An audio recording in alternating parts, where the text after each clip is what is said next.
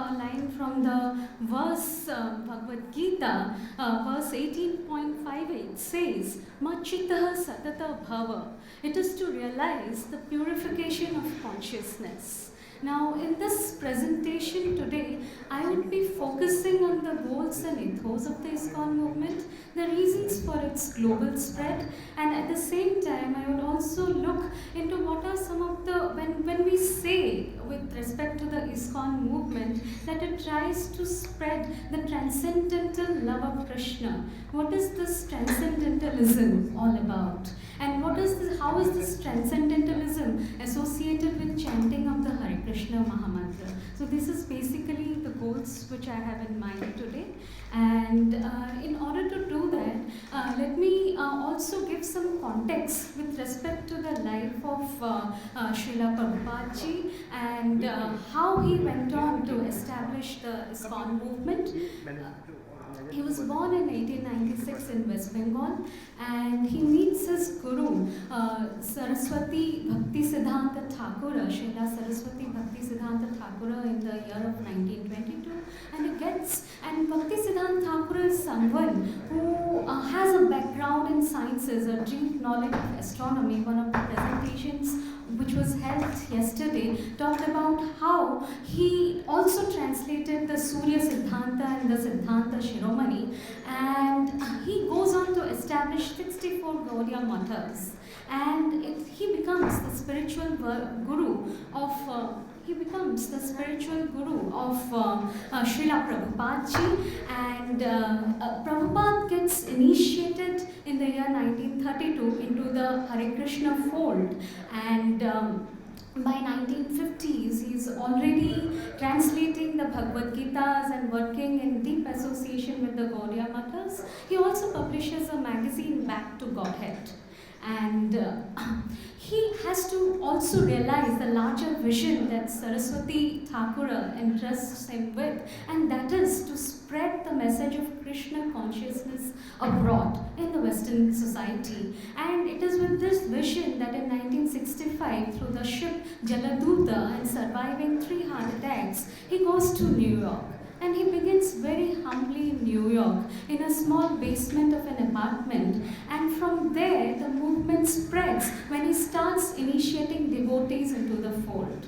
And as he initiates his devotees, he gives commentaries every Monday and Wednesday and Friday. They meet at a park where he gives commentaries on Bhagavad Gita and Srimad Bhagavatam. And there is this congregational chanting or Kirtana of the Hare Krishna Mahamantra. Also, at the same time, there is distribution of prasadam. Prasadam is vegetarian food which is spiritualized by offering to Krishna before offering to the devotees.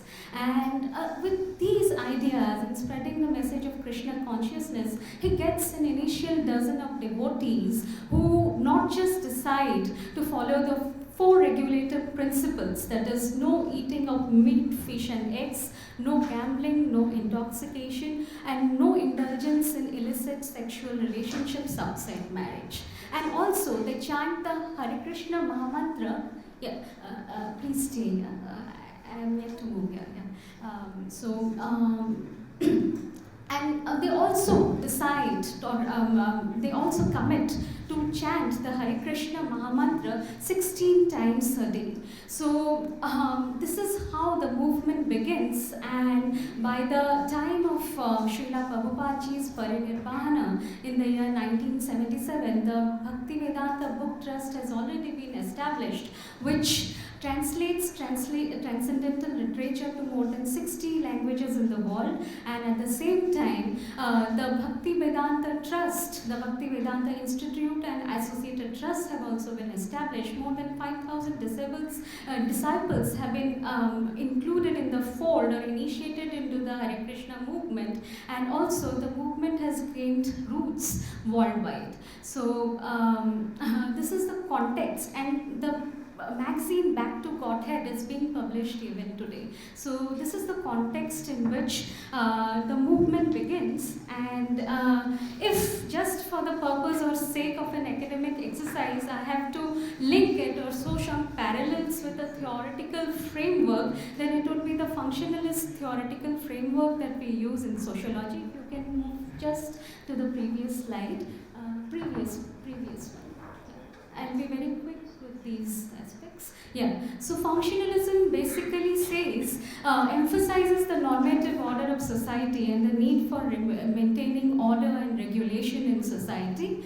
And it says that all the institutions have some functional necessities to perform. Even the most dysfunctional of social institutions do have some functional contributions to society.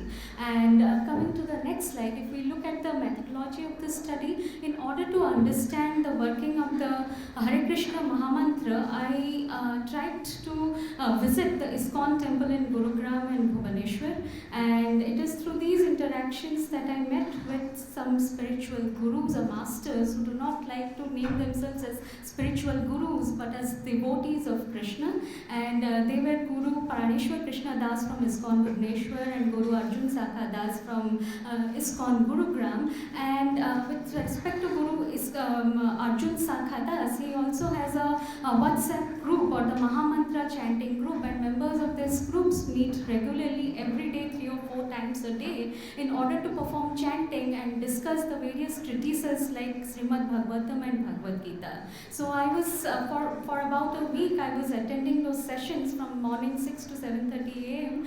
and this gave me a deep understanding about what, if at all piecemeal, it gave me an understanding about what is the message that this movement is trying to spread. And I would also be using a bit of Sanskrit verses, but my apologies to the Sanskrit scholars over here. My guru, who is initiating me into Sanskrit, says that if the diction changes or if the pronunciation changes, the import or meaning of the words are lost. So even though in a piecemeal manner, I would try to communicate some of the verses which align with the goals or the vision of the ISKCON movement. Please move on. And through the analysis of the data and the interaction analysis methodology that I applied, these were some of the major themes that came up, which I will be discussing further. Please directly go to the findings slide. Yeah. The global spread of the ISKCON movement in more than 60 countries of the world, and with about 800 plus centers worldwide, over 150 centers in India itself, and around 50 centers in USA. So this is a slide that I have, like this information I have taken from ISKCON Desiratory website, and it actually shows the intensity of chanting of Hare Krishna Mahamantra in different regions of the world, and by the ISKCON group themselves. And here the colors, they move from blue, green, yellow, orange and red. Blue being the least amount of chanting being done in various regions where the people are getting initiated into the Hare Krishna movement, and red being the highest amount of chantings. Please move on to the next slide. So basically, when we talk about the global spread of the ISKCON movement and what are some of the reasons for the spread, one of the reasons why, the manifest reason why it spread to the Western countries or why it spread in New York was basically the hippie culture that had gripped Western society, and more importantly, the problems of delinquency and deep alienation that were there in that society. So Srila Prabhupada ji had this goal that through Krishna consciousness, probably this would be an antidote to those problems. Secondly, if we look at the latent function of it, they also had this vision in mind that probably the movement had not taken as strong a root as they wanted in India, and in order to, and it is somewhere down the line a bit dismal also, but then they had this intention in mind that if somehow the message would be spread in Western countries, Indians would also be able to understand the purpose and import of the message of Krishna consciousness. So, and again, as it grows, please move on to the next slides. The Hare Krishna movement in various parts gets associated with Vietnam War protest movements. It is also popularized by the Beatles group, and yeah, please to the next slide, please. Yeah. So when it becomes widespread and it becomes popular, and many intellectuals get associated with the movement. One of them is poet Allen Ginsberg, who is famous for his poem Out. He becomes associated with the Hare Krishna movement, and he says one of the reasons why Prabhupada succeeded in the Western context is because he started small. He did not rely on big donations. He decided to work with people who were really in trouble and who were really in need, and he thought that probably the Hare Krishna movement would be an antidote to its problems. Now, what is the larger message of Krishna consciousness that and the larger message of Krishna consciousness that the ISKCON movement wants to spread? Let us move to Bhagavad Gita 18.57 verse. Chetasa swakarmani mai sanyasya matparaha buddhi yoga muprishyate machitah satata bhava. Basically, it would mean that the Hare Krishna movement would say, or Krishna himself is saying, that surrender yourself to my will. It is not your will that is important, it is my will that is important, and act as my servant, and I will lead you and I will guide you. And it is where the believers also say, and one of the greatest proponents and devotees of Krishna consciousness, Chaitanya Mahaprabhu, says, Hare Nama, Kevalam, Kalev Nastev Eva Gate Anyatha. This Chaitanya Mahaprabhu says that in various stages or in the various yugas, be it in the Satya Yuga, Dwapara Yuga, Treta Yuga, and Kali Yuga, in each stage there is a different route to attain the blessings of the Supreme Personality of the Godhead. And in Kali Yuga, it is through chanting the name of Krishna, and there is no other way, there is no other way, there is no other way. I move on to the next slide, please. Likewise, verse 18.5 says that Machittah swadurgani mat prasadah trayoshasi ataha chetvam ahankaran nashriyasi vinayakshasi. So basically it would mean that anyone who believes in me will overcome all obstacles by chanting the name of Hari. But if they are given to ego or pride and they are not able to set it aside, if they are engulfed by ahankara, then probably it will lead to their destruction. Yeah. Next slide, please. What is the larger message that this very simple mantra, Hare Krishna, Krishna Krishna, Hare Hare, Hare Ram, Ram Ram, Hare Hare means? Basically, if we look at it, the name Hare has been used 8 times, and the word Krishna 4 times and Rama 4 times. Hare, or the vocative Hari, basically means the mother of supreme pleasures. It is like a cry of the child towards its mother. And believers believe that we are all born as Krishna conscious entities, but as we go through life, we are engulfed by Maya or illusion, and this engulfment in materialism leads to our entanglement. It is like dust in the mirror of the mind, which we need to wipe out. And it is very, this chanting, this mantra is very simple, and it is very amenable to be adapted to different cultural contexts. Yeah. Please move on to the next slide. The import of the other verses over here, it means that Janma Karma Chame Devam Evam Vyavati Tattvataha Tyaktva Deham Punarjanmam Neti Marmoti So Arjuna. So Krishna says to Arjuna that understanding the transcendental nature, by understanding the transcendental nature, we would find freedom from the cycle of birth and rebirth. Please move on to the next slide. Vitaraga Bhayakrodha Manmaya Mama Pushita Bhava Jnana Tapsa Putaha Madbhava Magata. Being free from from attachment, fear and anger and being fully absorbed in me, Krishna says that you can attain my divine love. Now please let us move on to the next slide. Previous one.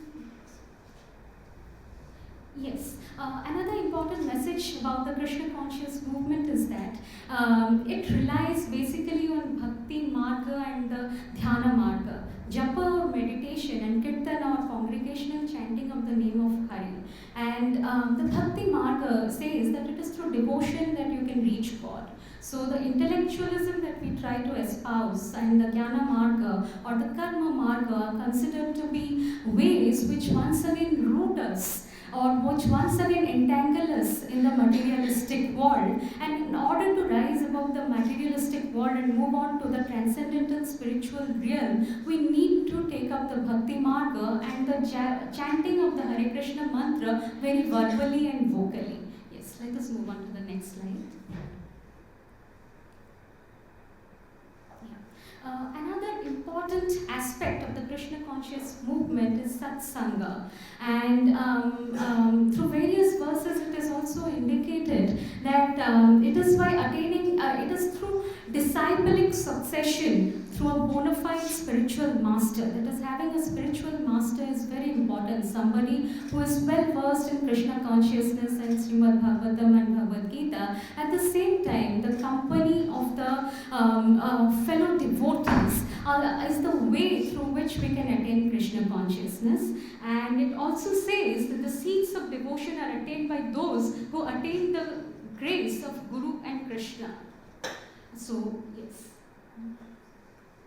So, there are certain ideas that I would like to conclude with. One of them is the analogy that I drew with the functionalist method. Obviously, the ISKCON movement does not need to rely on the Western-centric epistemology of functionalism, but definitely there are a lot of parallels. One is the focus on the normative or regulative aspect of society.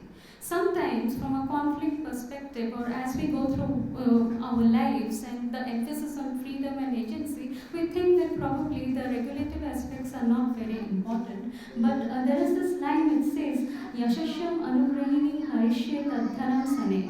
One, definitely the regulative principles to add to certain social stability, to certain social order. That may be one import. At the same time, another import would be Krishna says that whom I love, whom I deeply love, I give them a lot of sorrow, I give them a lot of pain. Because if they are really hunky and dory in this world, if they are really happy with their existential life, and they do not have any disenchantment with their family and friends or the near and dear ones, they probably would not remember me. So this is where I draw parallel with functionalism, which says that even the dysfunctional aspects of our society, even the challenges that we encounter in our everyday lives, how they are transformed through the Krishna conscious movement into something very, very positive. And Srila Prabhupada also found an antidote to the deep-seated problems grappling Western society through chanting of the Hare Krishna Mahamantra, Japa, Kirtana, partaking of prasadam, and dissemination of transcendental literature of Bhakti Vedanta book trust. And the emphasis on satsanga or association is also regarded as very important. Now, there have been a couple of presentations throughout the conference, and one of them was by Ferdinando Sadela, and he said from Stockholm University, Sweden, and through his research he says that one of the primary messages of Krishna consciousness is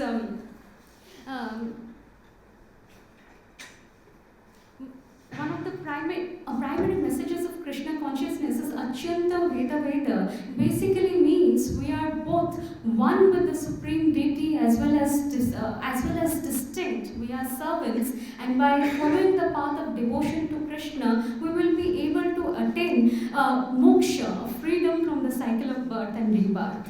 And another presentation that I heard today was by Yulia Phil, and she discussed the rise of Krishna movement in Ukraine and how in the context of the current war times, Krishna movement is this Krishna conscious movement is posing a dual challenge. On one hand, devotees of the Krishna movement or the followers, they somehow remain distant from the political aspects happening in our society, from political events happening in our society, to the point that during when ISKCON movement developed in India, initially Prabhupada ji was associated with the freedom movement, but gradually, even though from a value system point of view, or the ethos was to support the movement and freedom of India, they did not directly participate in the movement. And similarly, in Ukrainian context also, Yulia talked about how there were two distinct positionalities. One, devotees of the movement and also the followers trying to align with the movement, trying to go into, trying to support the Ukrainian people, and also those who are trying to distance from the movement. And the question was, can we be really neutral in these contexts? So how do we justify a movement like this? There can be two possible answers that I am talking about. One spoken by Bob Cohen in the book Perfect Questions and Perfect Answers, where he discusses the interviews that we had with Srila Prabhupada. If we look at the life of Prabhupada ji as well as his spiritual master Saraswati Thakur ji, they are both people who began with science, and how is it that they move on to spirituality? They also try to bridge that divide between the Western and Eastern epistemologies, however difficult or challenging it might be. But there was one way in which this teacher of science getting initiated into the movement, Bob Cohen, asked them a question. If we are not able to prove things scientifically, how justified is the movement? And then Prabhupada ji says that Krishna is the supreme science. He gives the example of the production of water. He says water is produced through a very simple example I am giving by the combination of hydrogen and oxygen. But beyond the human manufacture of hydrogen, water may have been produced beyond human control through there are vast reserves of hydrogen in this universe, and are human beings responsible for it? No. If you look at the water cycle, then probably it is operating independent of human intervention. The human intervention may aggravate its impact. So there is definitely an infinitesimal force which is beyond the human entities, and somewhere down the line, Krishna consciousness tries to align with the supreme personality of the Godhead. And I would like to conclude with another small aspect that I had while interacting with the devotees of the movement. It also gives them the support to solve their everyday problems. While I was participating in these discussions, I heard I was privy to some of their conversations, and one of the devotees posed a problem that a father-in-law is 105 years old. He is in pain and suffering. He really wants death, but he cannot incur it. So what do you do? And the devotees immediately said that probably the way to do this would be by chanting the name of Krishna, but if it is too difficult to chant, and at least hear the name of the Lord and hear this chanting, and that will lead to deliverance. And then the devotee or the daughter-in-law once again poses a question that is it really possible to do so? And he also feels very, very burdened by the fact that for a very long time he is acting as a burden on us. We do not feel so, but he thinks so. And then the devotees point out that this is the very root of his attachment, and probably listening to the name will purify his mind and enable him to break those cycles of birth and rebirth. So I would like to believe that no doubt there are a lot of problems, so psychological and psychiatric problems that engulf us, and not everybody can afford a psychologist. Spiritual realm can give an answer to it, then probably this would also be a beautiful way of doing things. Thank you. Hare Krishna.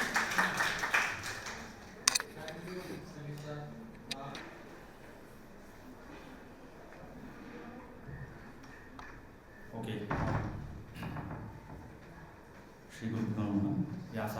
विनाशाय श्रीशाय गुणराशे हृदयाय शुद्ध विद्याय मध्वाय च नमो नमः. Before we get through the PPT, I will introduce this first, then we will move on to the subject.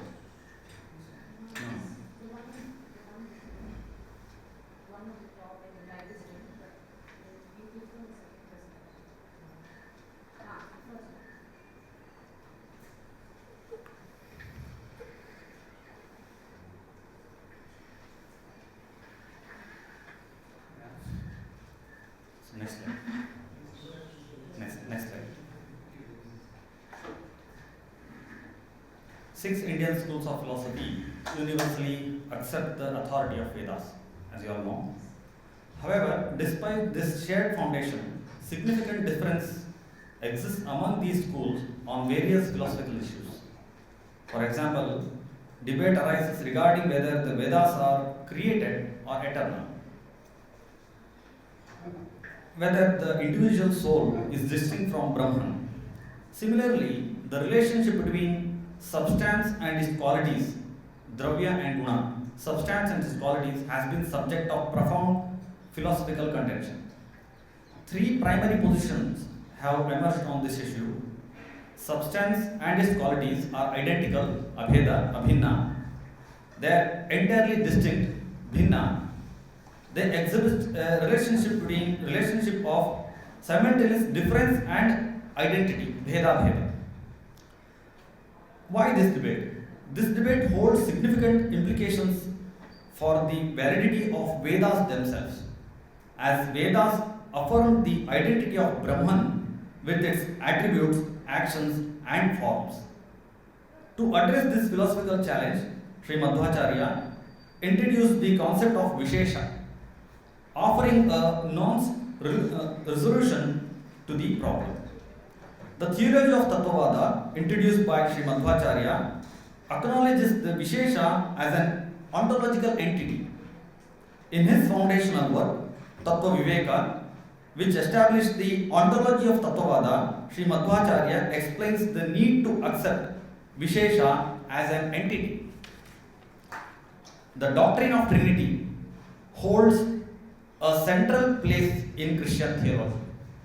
While various Western systems of natural theism present arguments for the existence, unity, and attributes of the divine, they do not extend beyond these points.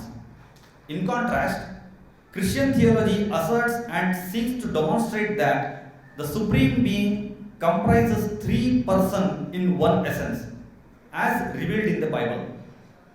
Although theologians generally regard this doctrine as beyond the scope of human reason to discover, figures such as Saint Augustine have attempted to elucidate it through the use of analogies. This article aims to explain how, when faced with similar problem, Tattvavada and Christian theologians approach the issue differently. Tattvavada extensively engaged with experience and logic to address the topic, employing these tools with great rigor. In contrast, Christian theologians did not rely as heavily on human experience and logical reasoning, rather they emphasize faith in the scriptural text that presents the issue. Now let us understand the doctrine of Trinity.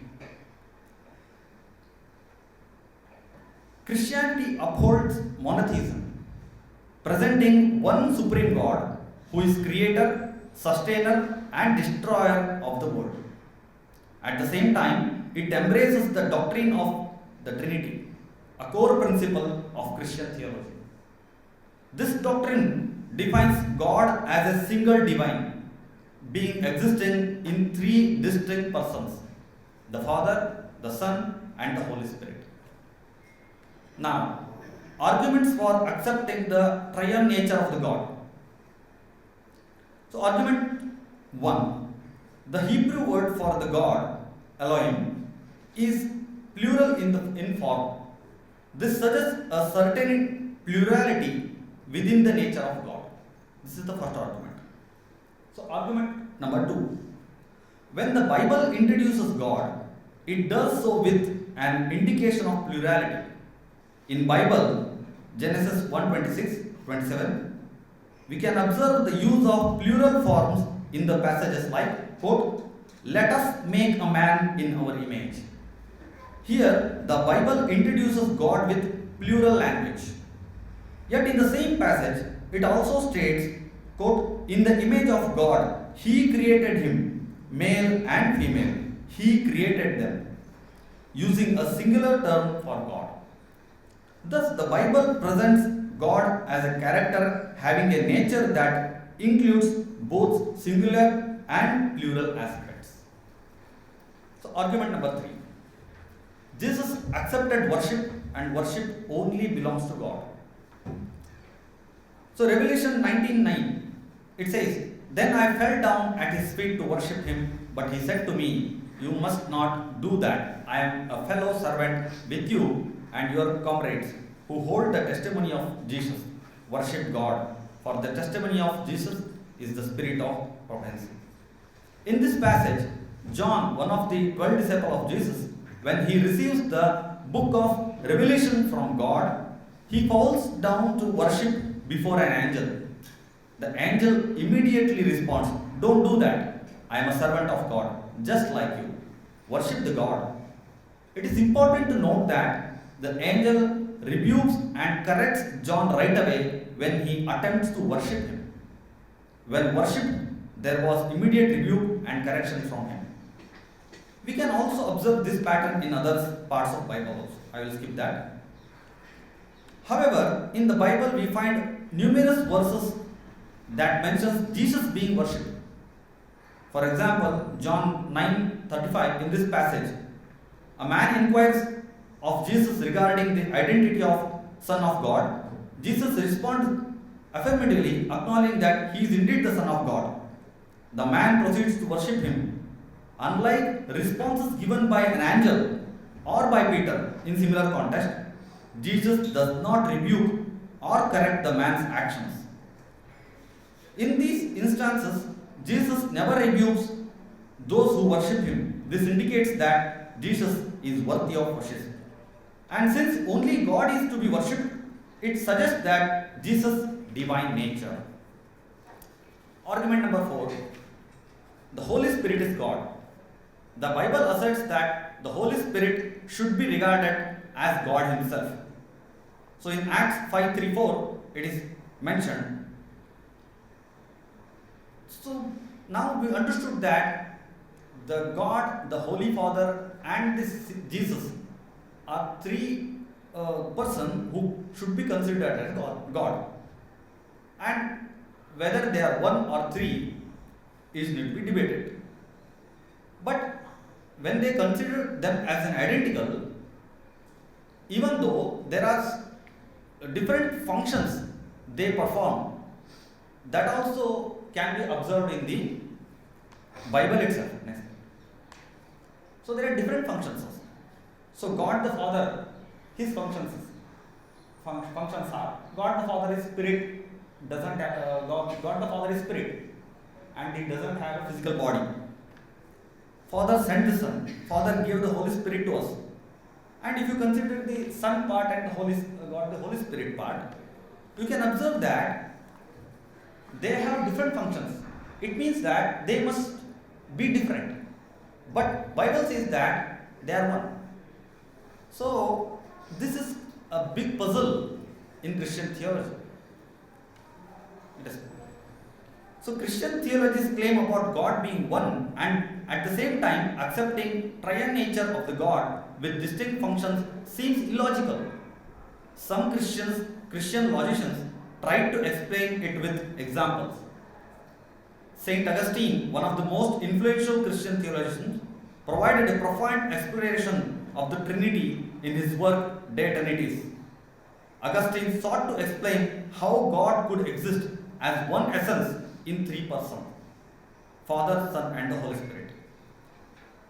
Saint Augustine's approach in his work can be categorized into two distinct parts: exegetical and rational. In initial 7 books, he defends the triune nature of God primarily through scriptural evidence, while in the subsequent 8 books he employs rational arguments to substantiate the doctrine of Trinity.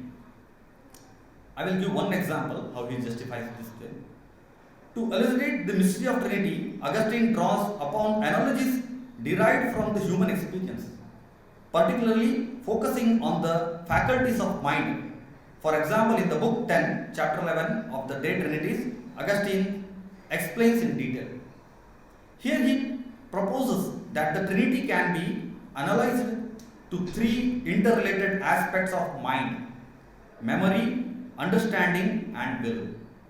For instance, when an individual recalls a story, they must have previously understood the words being conveyed, and they must actively will themselves to retrieve that memory. Similarly, the process of understanding a concept necessitates the remembrance of its content and the violational act to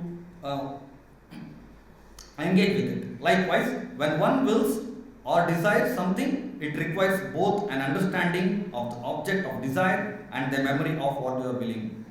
Thus, while certain mental acts such as remembering may appear more prominent or tangible, they inherently depend on the interplay of understanding and will, illustrating the profound unity and the interdependence of these faculties. Just as these are distinct yet inseparable parts of human consciousness, the Father, the Son, and the Holy Spirit are distinct yet inseparable in the divine essence.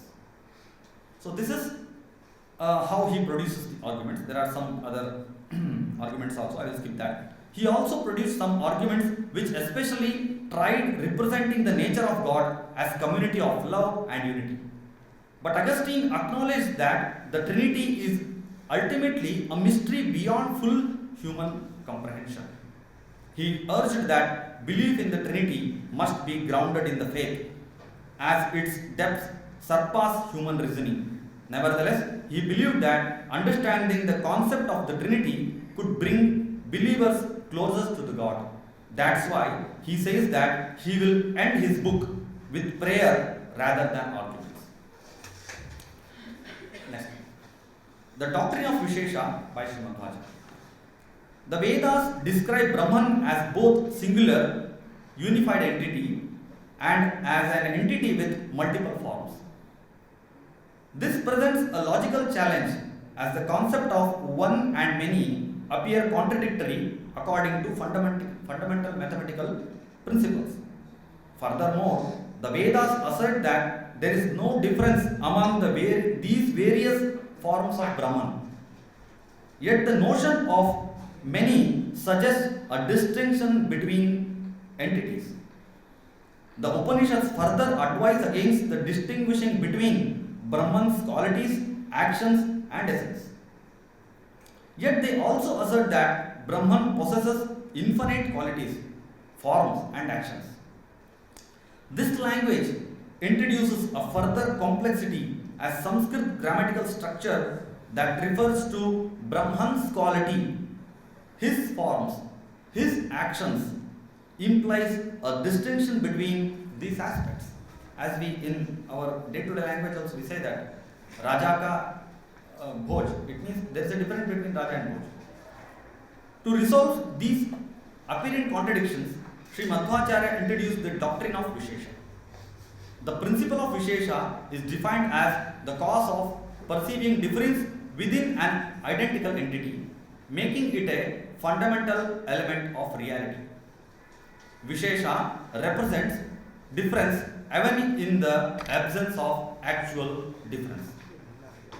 In his Anuvakhyana, Sri Madhvacharya states, in the absence of difference, Viśeṣa is that which enables distinct expression among the identical entities existing within all things. Viśeṣa exists in all things. Viśeṣa thus allows us to perceive and speak of distinction where none exists in literal sense. Sri Madhvacharya has cited numerous authoritative texts to establish the existence of Viśeṣa. However, for Sri Madhvacharya, philosophical inquiry begins with direct experience. She states that Viśeṣa is known through experience itself, present in all things. These ideas are extensively discussed in his own works. So here I will offer a brief summary relevant to this discussion. Yeah.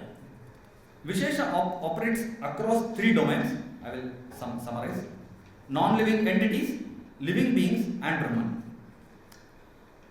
For example, non-living entities like pot possesses numerous qualities such as shape, color, weight.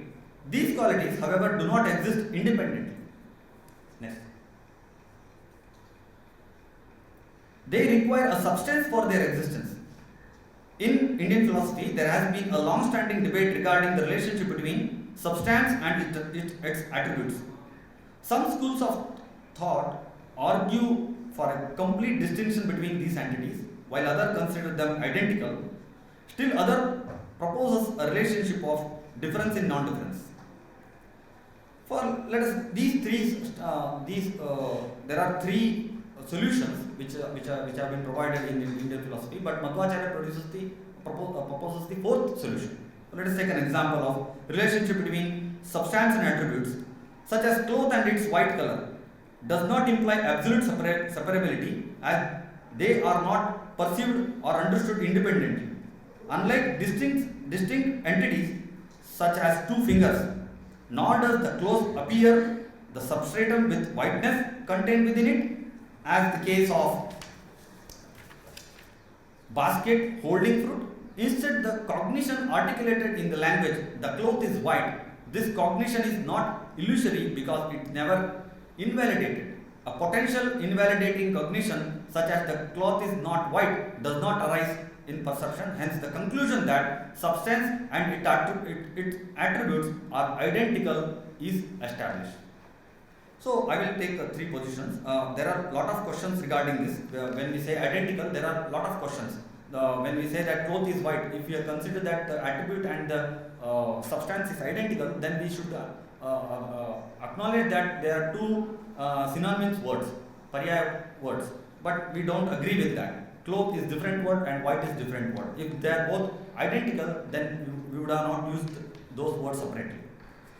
So let us move. What Madhvacharya gives a solution. So there are a lot of challenges.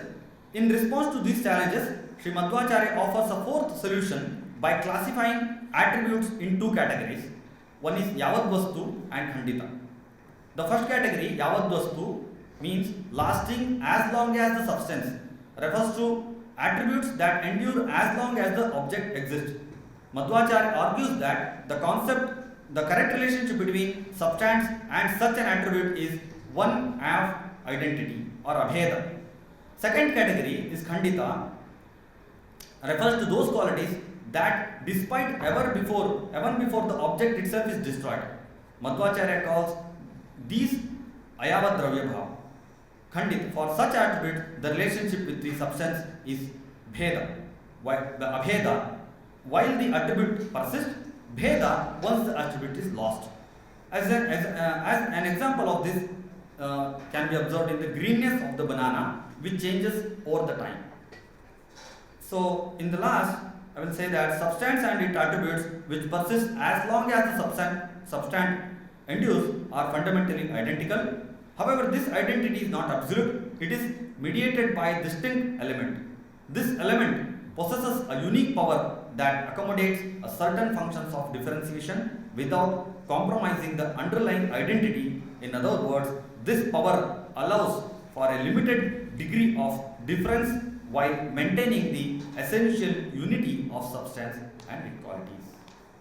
So this mediated power is referred to as Pratinidhi, representative of difference. As a representative, it performs specific functions associated with the principle without opposing the principle's essence. Thus, this power reconciles the simultaneous perception of identity and differentiation in the relations of substance and its attributes. So this is what we call as Viśeṣa, can be observed with the experience of non-living being things. And in the living being things, we can say that certain attributes such as Satchit Ananda are inseparable, yet distinguishable due to the presence of Viśeṣa. For Chetanas,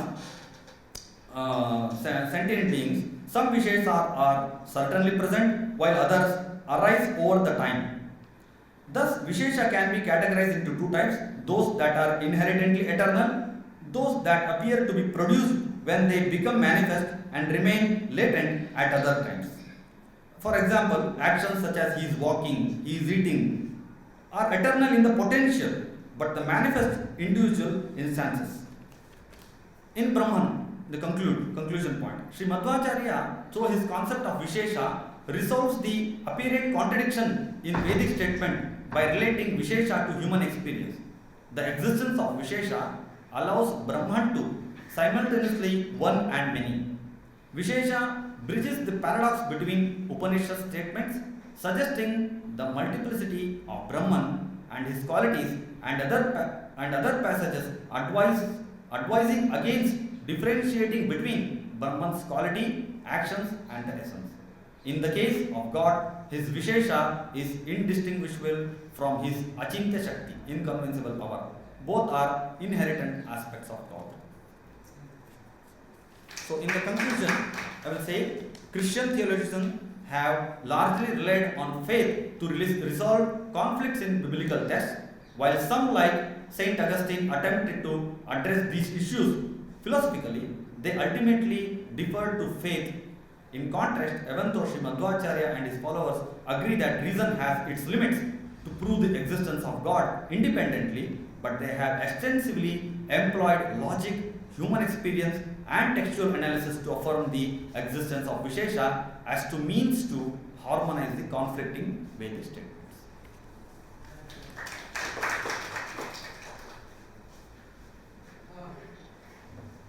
What does it mean, Pyati? It's a surname. Correction. These are only Goa. And both are different places.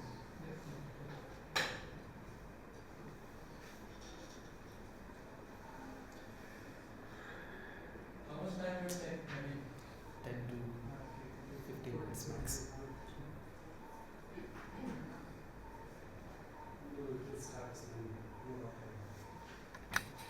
Nigraha as a leadership quality, insights from pertinent corpus.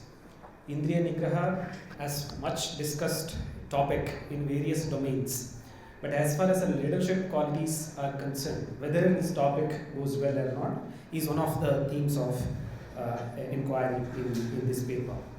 Although I will not read through my entire paper, I have prepared certain slides using certain excerptions from the paper presentation.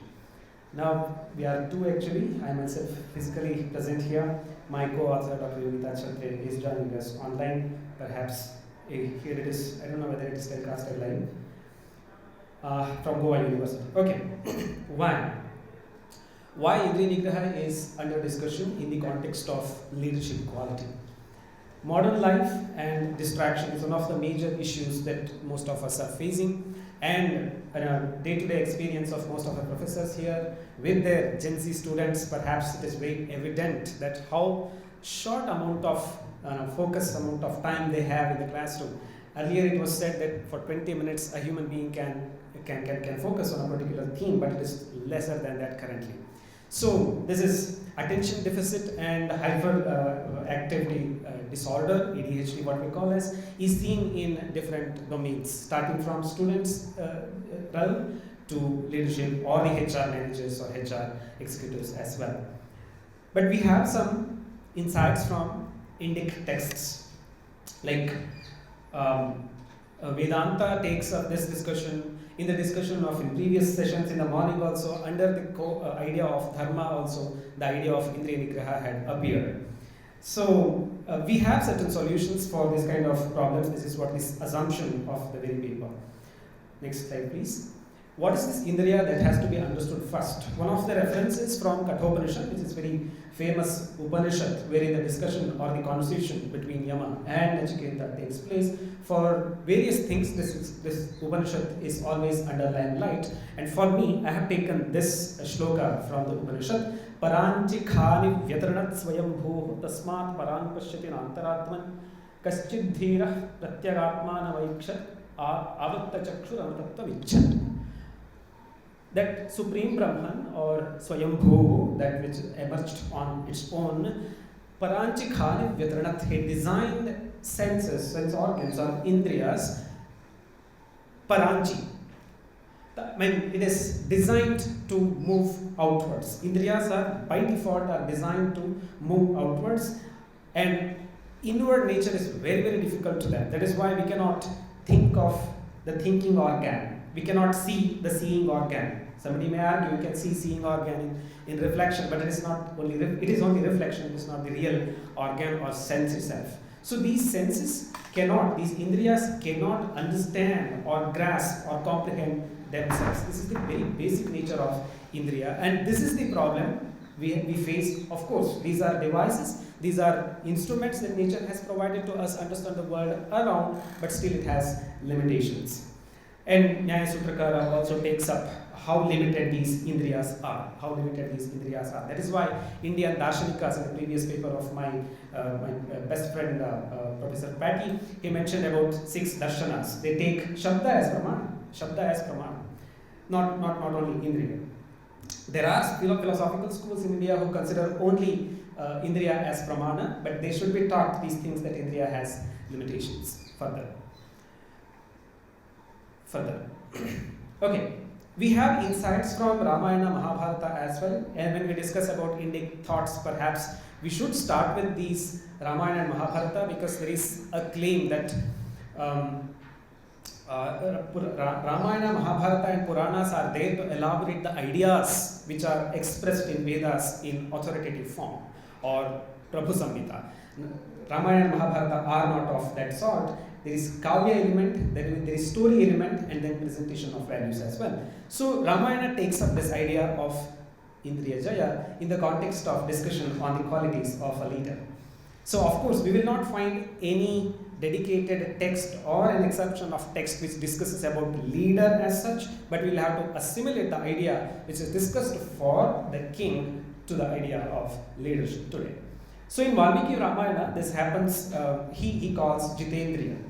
This query happens between Rama and Bharata. Rama, Lakshmana and Sita are in the forest, and Bharata goes to Rama in order to convince him to be back in Ayodhya, so that the people of Ayodhya are reassured of the Ayodhya-ness of Ayodhya.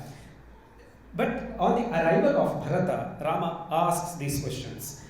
Apparently these are questions because they start with the term called Kachit, which stands for an opening verse, for opening phrase for questioning or querying in Sanskrit. But these are not only queries, or these are not mere queries, but there are hints about how a leader should be. And then Mahabharata also employs the same phrase, Kachit. In the traditional understanding, these two sargas, which are present in Ramayana as sarga, as parva in Mahabharata, are termed to be Kachit sarga or Kachit parva. I mean, those are termed from the usage of term called Kachit further. And then Indriya Nigraha in Yoga Sutra. In the morning presentations, we had seen Professor Nischala Madam's presentation. How mind and consciousness is under focus. Now, this Indriya Nigraha as one of the parts or the elements of yoga as well, because of course directly there is no connection between yoga and leadership, but we can cull out the ideas from Yoga Sutras as well. Yoga takes, Ashtanga Yoga, Yama, Niyamasana, Pranayama, Pratyahara, Dharana, Dhyana and Samadhi. There, Yama, the very root Yama stands for Uparama. Uparama means to restrain. I mean, those are certain natural tendencies in human beings. Ahimsa, Satya, Asteya, Brahmacharya, Aparigraha. There are certain tendencies by default all the humans are having. That is Himsa. And having control over this is called ahimsa. So it is classified under yama, and there we find idea of Indriya Nigraha or brahmacharya. And then controlling nature and tendencies is essential for higher pursuits. This is what Arthashastrakara Kautilya also mentions furthermore. I have taken one exception. When we discuss about Arthashastra, largely my presentation will be focused on Arthashastra here. The moment we open up the discussion on Arthashastra, the first treatise comes to our mind is of Kautilya, that is named as Arthashastra. But in reality, Arthashastra is a long remaining legacy. It predates Kautilya. It is not only the Kautilya who worked on Arthashastra. So when we say BAT, that stands for Bharatiya Arthashastra tradition. It is not only Kautilya we consider here. Next, we start with Rama's inquiry in of Bharata, as I mentioned earlier in Kachit Sarga. He asks this question. Look at this shloka I have taken from Ramayana. Kachid atma samashuraha shrutavanto jitendriyaha kulina ingitagnyascha kritaste tata mantrinaha. Hey tata, O Bharata, are the ministers assigned to you having these qualities? Are they possess these qualities? What quality? Atma samashuraha shrutavantaha jitendriyaha. Those who have control over their senses. So I will not take entire Kachit Sarga because that takes upon various elements of statecraft. Our focus will be only on Indriya Nigraha. Here he uses the term Jitendriya.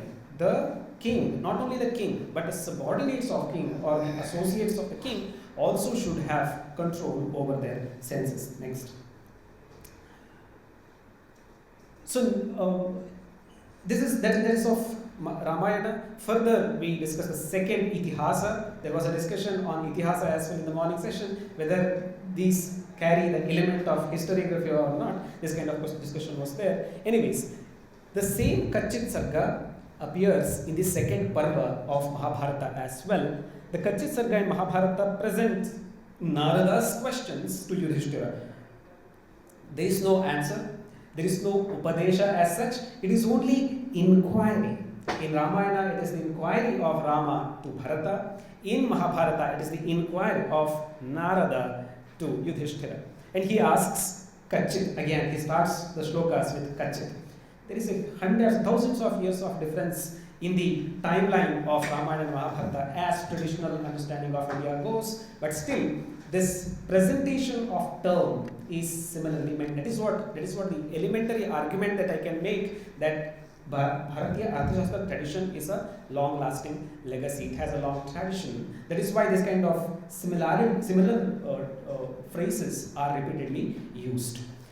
It covers every key aspects of governance, amidst of which it also speaks about Indriya Jaya. That is one of the essential qualities of the king. Further, he asks, Kachid atmanamevagre vijitya vijitendriyaha paranjigishase partha pramattan ajitendriyan. Here, two hints are given by Narada to Yudhishthira. He is here actually Partha is Yudhishthira. It's not necessarily Sri Krishna. In perhaps for us, most of us, the term Partha, we are acquainted with term only in the context of Bhagavad Gita, wherein Prathayaha Patyam Bhuman Arjuna is referred to, but here in this context, it is the same Pratha's son Yudhishthira.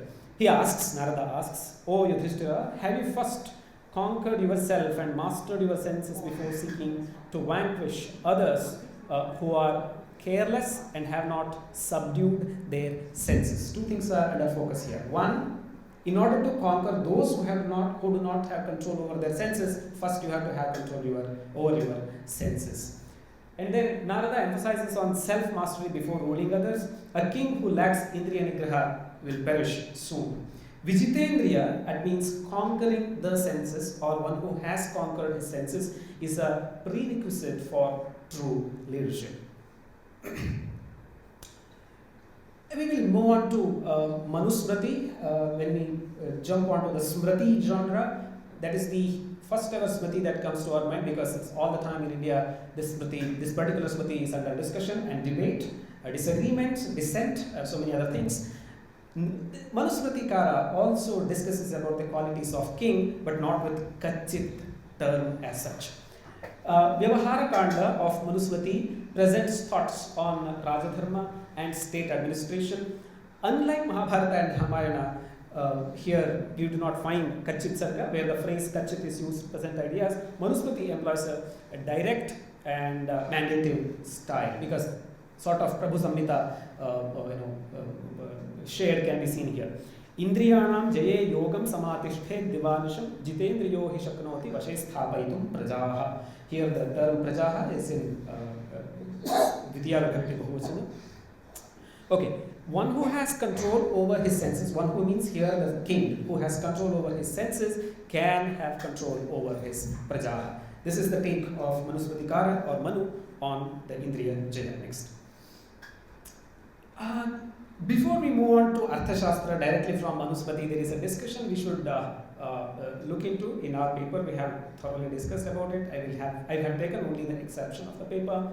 Modern academia, however, has an otherwise stance regarding the, because we are moving from Manusmriti to Arthashastra, has a different opinion on this sequence between the Manusmriti and Arthashastra, in contrast to that of traditional view. Patrick Olivelle, very well-known scholar of the domain, maintains that Manu and Kautilya borrowed certain ideas pertaining to statecraft from common source. Perhaps acceptable this one, because this is a tradition, perhaps from the same tradition, Kautilya and Manu over a period of time might have gathered the ideas.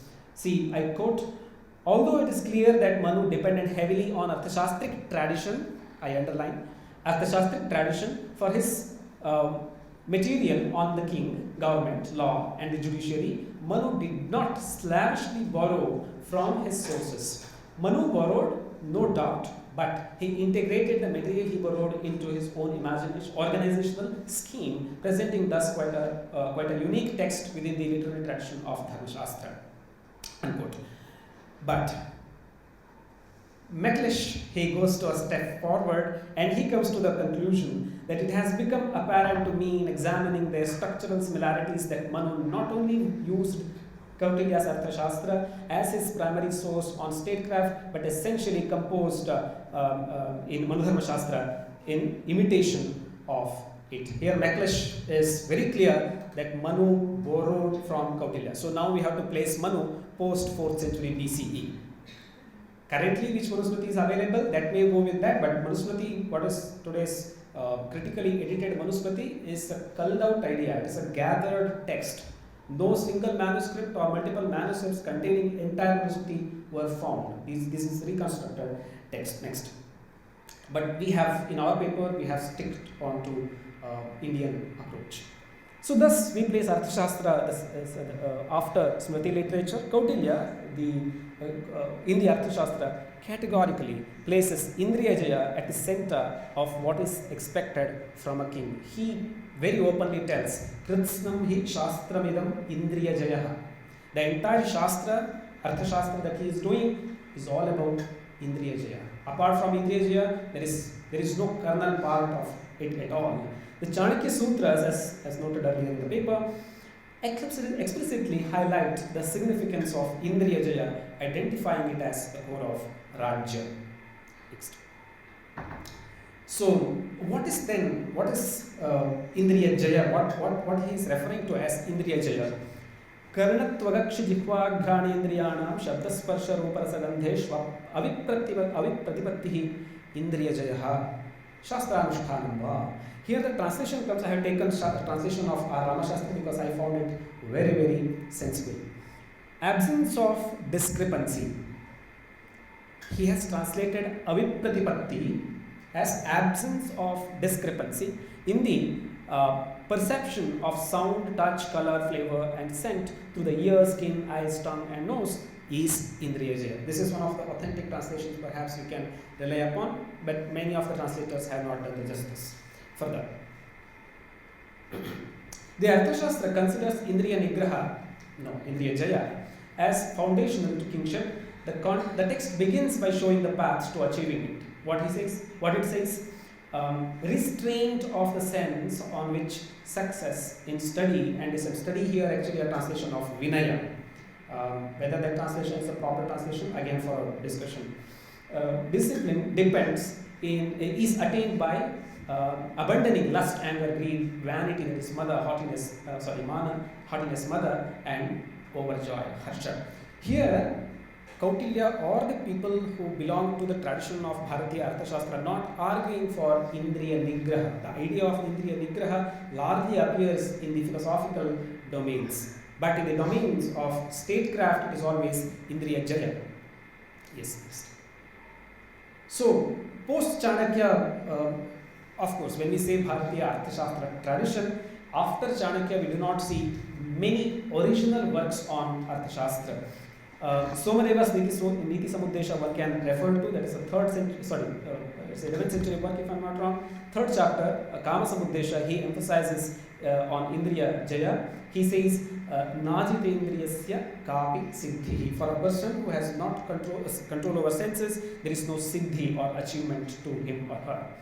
Then post-Kautilya treatises contribution continued to the Maratha period, till Maratha period also, but there is no much to add. Whatever has been told in the earlier treatises, the same thing more or less is repeated. That is what exactly happens with the Dharmashastric traditions as well. For example, Manusrutikara. Often we quote only Manusrutikara, not post-Manusmriti works, because most of those, they repeat the ideas which are present already in Manu. Okay. Moropant Trayambak Pingle's Rajavyavahara Kosha. Yeah, I understood. Rajavyavahara Kosha is a unique work, deals with Indriya Nigraha. Again, perhaps we also should speak of, Rajavyavahara Kosha is a unique work. One should take a look of it. It is available on archive for free. One can download, wherein he comes up with the equivalents, Persian equivalents with the for the Sanskrit terms. For example, Raja should be called as Badshah. Entire Rajavyavahara Kosha is all about this further, and also again the Indriya Nigraha. So, concluding. So we have found a pattern in Bharatiya Arthashastra tradition texts that they do not discuss about Indriya Nigraha, but they do discuss about Indriya Jaya. And there is a distinction between Indriya Nigraha and Indriya Jaya. Jaya is victory, Nigraha is to have restraint or control over it. Though similar in intent, they have certain difference in meaning and emphasis, because the Shastrakaras have not used them interchangeably. They are very particular in using whether Indriya Jaya to be used or whether Indriya Nigraha should be used. So, Bharatiya Arthashastra traditions are particular about it. Kautilya's insight, again, if Kautilya's Arthashastra or any treatise for that matter cannot be understood by just taking one random sentence. It has to be understood as an entire treatise. So, in other place, Kautilya says this to other king that Dharmartha avirodhena kamam seveta na nissukha syat. King should not be ever devoid of sensual pleasure. When that is the command of the Shastrakara, he cannot say simply Indriya Nigraha is advised for a king. He is saying Indriya Jaya, control over senses. So with this note, for keeping this forum open for further discussion on Nigraha and Jaya, I conclude my presentation. Dhanyavad. Thank you.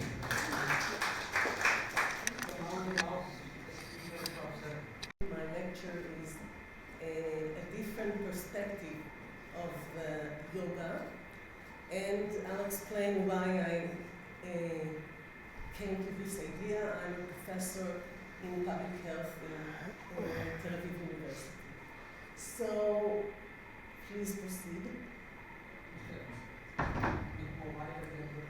I dedicate this lecture to Karmel Gat. Karmel Gat was taken from her house in the 7th of October 2023 when the Hamas attacked Israel. She was a yoga teacher. She was killed in the tunnels. She was shot. But until then, the hostages that came home said that she taught them yoga and she helped them emotionally during their time in the tunnels. Next slide. So, post-traumatic stress disorder is a mental health condition that has raised increasing interest in the field of psychiatry over the years. It was first recognized in only in 1981, although it existed far before. Next slide, please. PTSD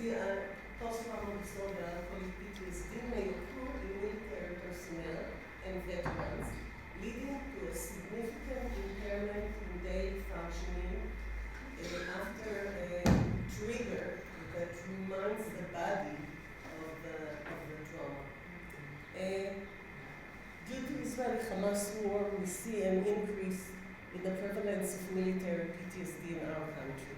Next slide. The background on yoga is not needed to explain, but I'm going to the last line. It is the underlying philosophy of yoga that could help to reduce PTSD symptoms. Next slide, please.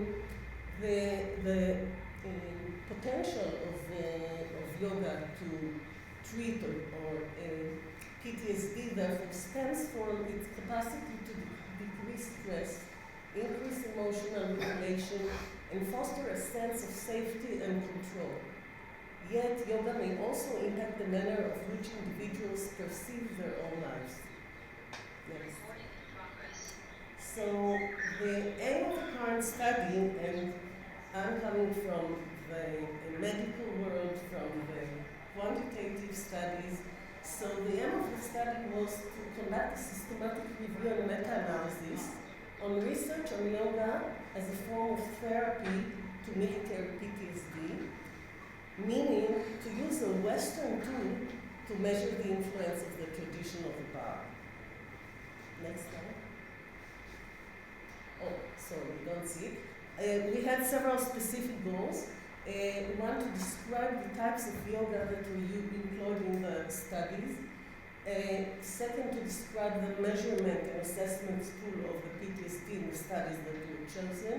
And three, next please, to evaluate the therapeutic effect, next one please, of yoga on people with military PTSD, and that's what this part is what I'm going to present. Next slide please. Okay, so we did a search on major medical databases, Mainline and Embase and Ovid, for publications between 1946 and 2023 from ahead of print, in-processing data review, and other indices. And the terms were military or veterans in all mesh terms and yoga. Next slide.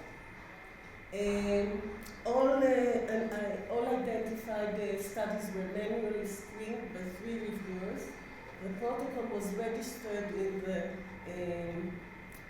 where you register the protocols in Prospero, and then a meta-analysis was conducted using a random effect model, and heterogeneity was assessed using the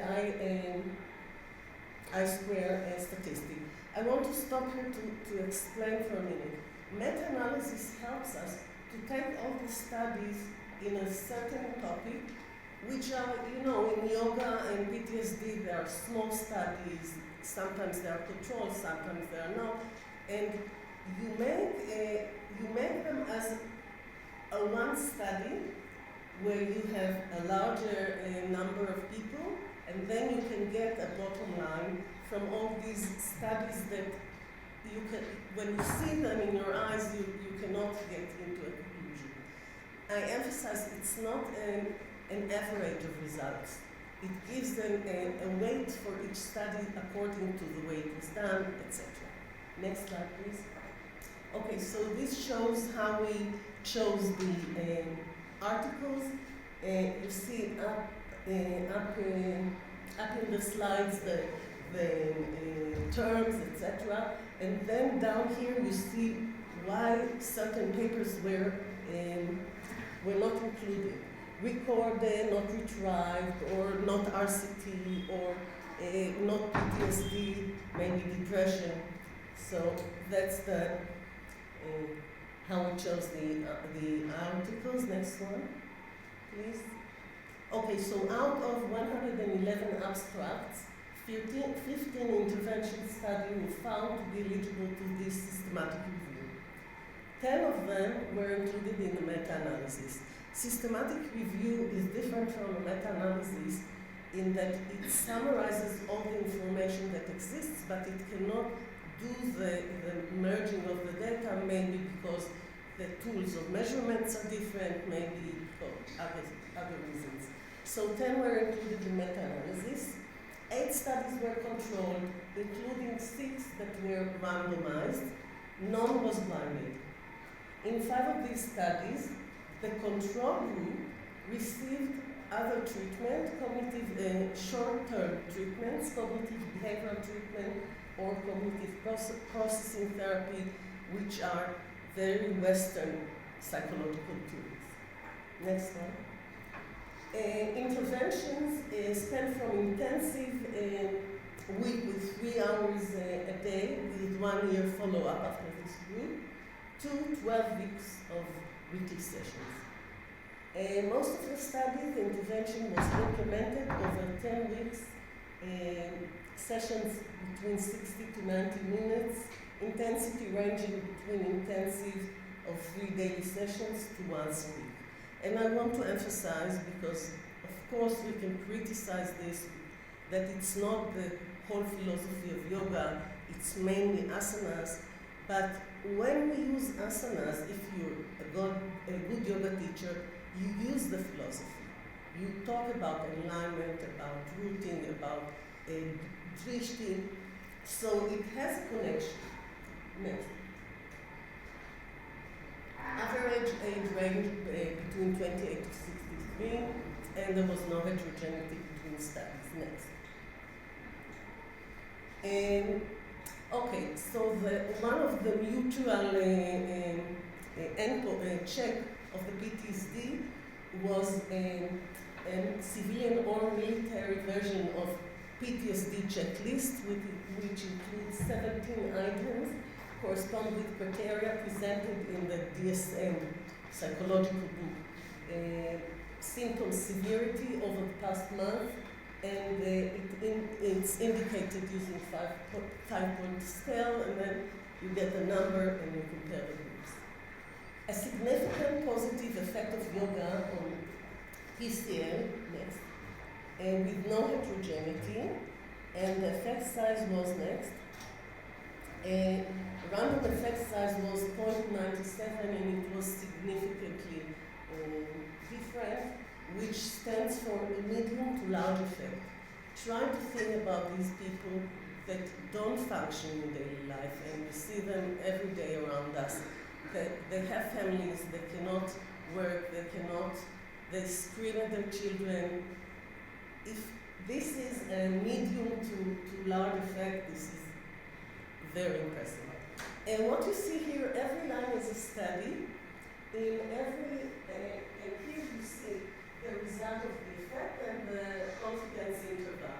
Confidence interval, to make the story short, it's if you repeat hundreds of times on this study, this is the scale where your results will fall in. Meaning, if this is the scale, if this is the scale for 95% of the repetitions on the study, means that it's always positive. It's above the norm effect. So what we can see here, next, please, we can see here that the effect is significant. This is no effect, this is positive effect. Next. A more significant influence was observed in younger participants, which is also a very important conclusion when you start the intervention. And nowadays we try to start the intervention the minute they come from the combat. Next slide. Another assessment was against CBT, yoga against CBT. The result that was used in all these studies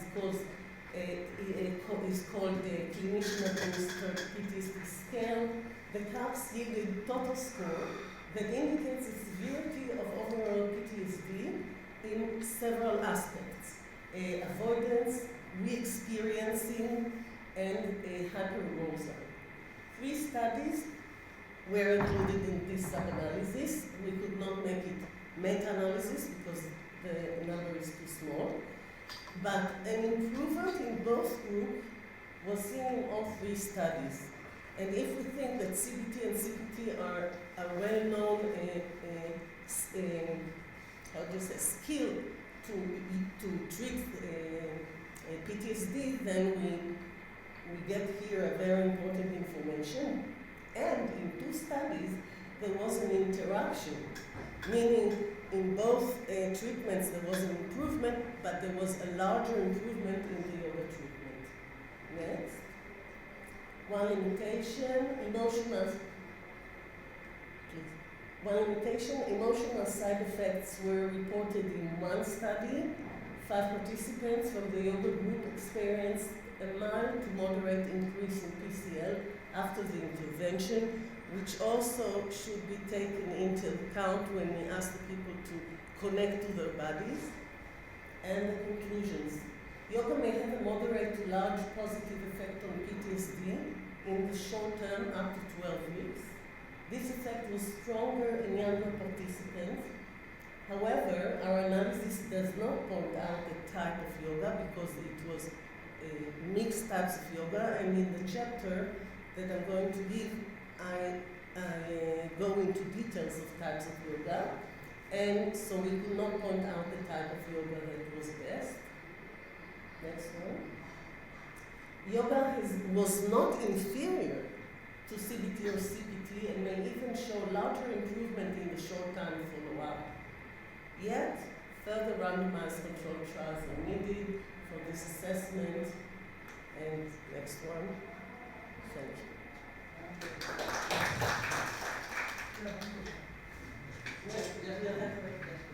It's very interesting and fascinating. So thank you, Prof. for a wonderful thank you for the subject. Yeah, excluding that. It's better. It's better on the yoga. That will help us.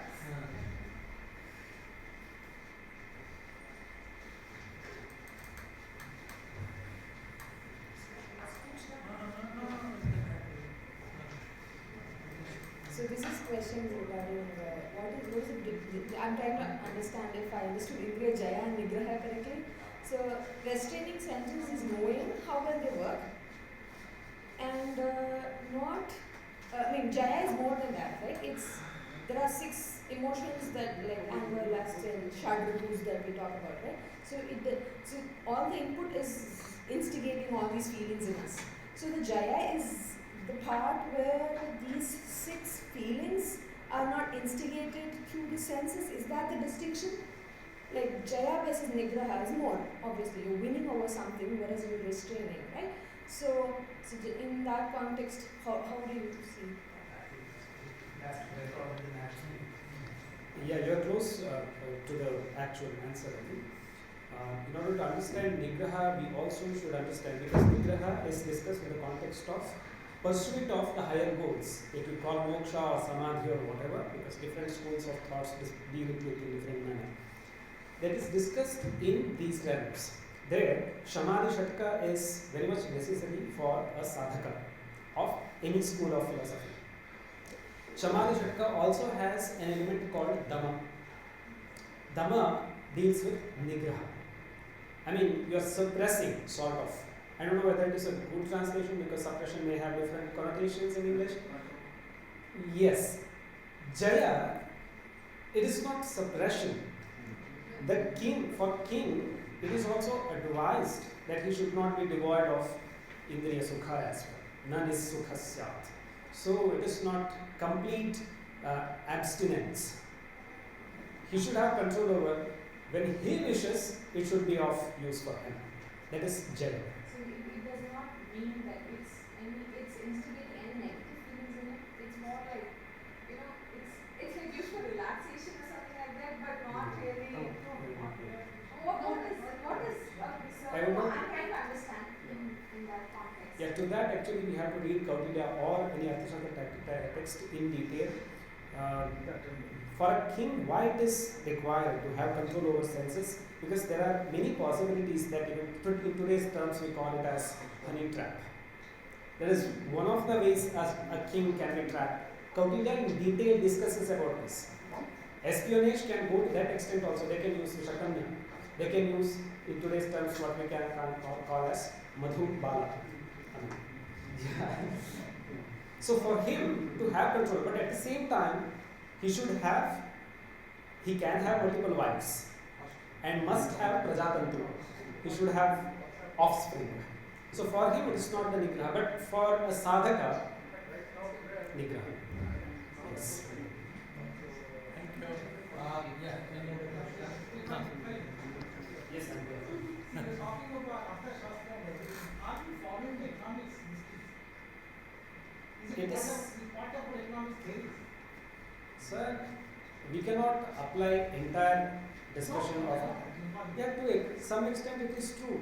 For example, tax collection. Raja in the ancient times, it is not directly from Arthashastra text. Arthashastra Kara discusses in different manner. Raja's vritti is to collect tax and disburse that money back to. This principle is still present everywhere. Why we are not getting the exact any point of the Arthashastras? Yet to be Why taken. are things are failing? Are you following, is part of academic curriculum? Coming into. Coming into. Yes, good times actually. These things are coming into the picture. Even the literate survey, where they have done that, in particular sense, Indriya Nigraha overviews, and in particular sense, Indriya Nigraha. Yes, most of the texts that we have gone through, I have discussed here, starting from, actually we had Vedic part as well, but there explicitly we have not come across any discussion on Indriya Nigraha or Jaya, but they discuss about Sabhasaniti, the elements of the state. But regarding king, I personally have not come across. We started from Ramayana, that is why. And we then hopped on to Mahabharata, and then to Smriti literature, and then on to Arthashastra tradition. Because They are all these two words are interchangeable. Sometimes you use Indriya Nigraha, sometimes you use. But in our survey, we have not come across anywhere in the Arthashastra tradition, in the context of leadership quality or king's qualities, Indriya Nigraha ever used. We have not come across. Okay, thank you. Any other question? No, it's already 4+. So let me wind up. 5 presentations.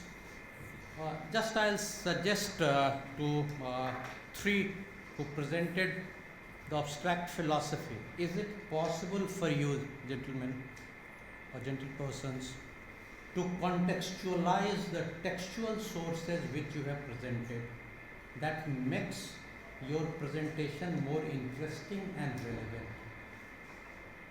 I do not know of what period you are talking about. Say, for example, if I am a man from science, chemistry, I do not know of what period you are talking about. You are talking about an abstract textual source and then interpreting it. You need to give also simultaneously the history, the kind of society that was prevalent there, so that every philosophy emerges in a given time and history. No? It's not something supra-historical. So that will be better. And learned about Mizo Epistemology. In Aizawl University, one of my colleagues whom I asked that do you remember anything about the pre-Christian your mythology? And he said, no. It was shocking to me. Absolutely blank about their pre-Christian mythology. Is it true that there is no pre-Christian mythology among the tribes among the Mizos? Say, for example, among the Indians, in the Hindus in particular, we have a mythology. If you are familiar to that, Ramayana, Mahabharata, and different characters. Do the Mizos have the mythologies and the kind of characters that this part of India has, different regions of India have?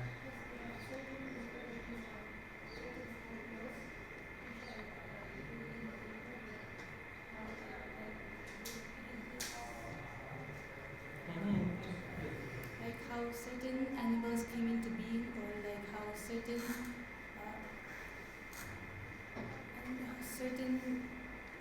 situations take place, how their beginning was. Mainly it is told in folk tales and mythologies like that. Are you aware that the Christian missionaries in a so now please come. So the camera is there. higher. Yes. Reclaiming. So, Yeah, reclaiming.